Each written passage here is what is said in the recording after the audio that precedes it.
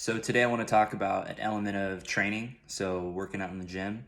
And I noticed that whenever I'm at a gym pop gym like Planet Fitness, or if we go to Crunch or something here in town, there or Anytime Fitness where I used to work, there's a lot of people that they'll either be consistent gym goers where they go in and they do the same thing every single week or even every single day, which is not something I would recommend. And then you have people who go in and they just kind of decide like right then and there what they're going to do. Like, oh, I'm going to do some chest and some bicep curls and blah, blah, blah in 20 minutes. And hey, I did it, right? I wouldn't recommend that either.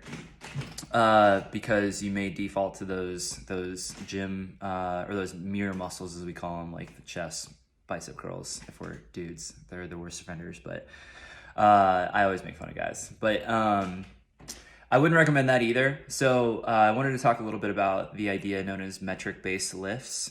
So a lot of times with my clients, we're working on metric-based lifts, and all that means is we can track the lifts in some capacity on a microcycle or a mesocycle, so periodization. So it's not, with my clients, we're training throughout the year, so it's not hyper specific, but I do like to keep track of where they're at weight wise or volume wise with certain metric based lifts.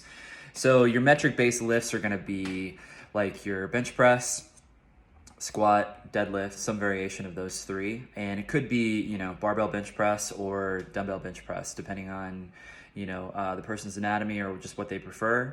I know I prefer doing bench press with dumbbells, but I also like varying it and using a barbell. But one thing that I'm going to do is I'm going to keep track of like going up in either weight or sets or reps.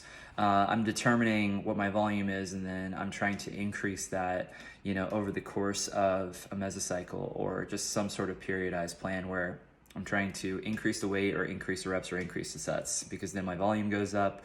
I'm getting stronger, not only getting stronger, but the idea is that you're progressing and that you're implementing progressive overload, which is the only way you can, increase your strength and in a way increase, muscle definition, muscle tissue. Generally, higher volume is always going to be the answer to those three questions.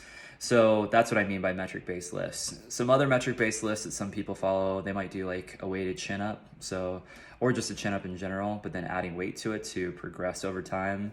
Overhead press, not very many people that are in the powerlifting community are gonna like pay attention to their overhead press, but I pay attention to it because I like traditional bodybuilding and hypertrophy and all that, and weightlifting more specifically. And I'm trying to think another one. Bent over row might be a good one to do like as a metric based lifts. And then you can kind of throw in variations of accessory lifts, and I'll talk about accessory lifts as well, but those are going to be like your bicep curls, tricep extensions, leg curls, leg extension, lateral raises, more of the single joint, one muscle group isolation movements. So metric based lifts are something that you can pay attention to, and over the week you can be really smart with your programming, or at least try to be strategic with it so you're not tearing up your joints. So if you have more questions about that and you're totally confused, just shoot me a message. Be happy to answer any questions you have, okay? And I'll talk to you soon.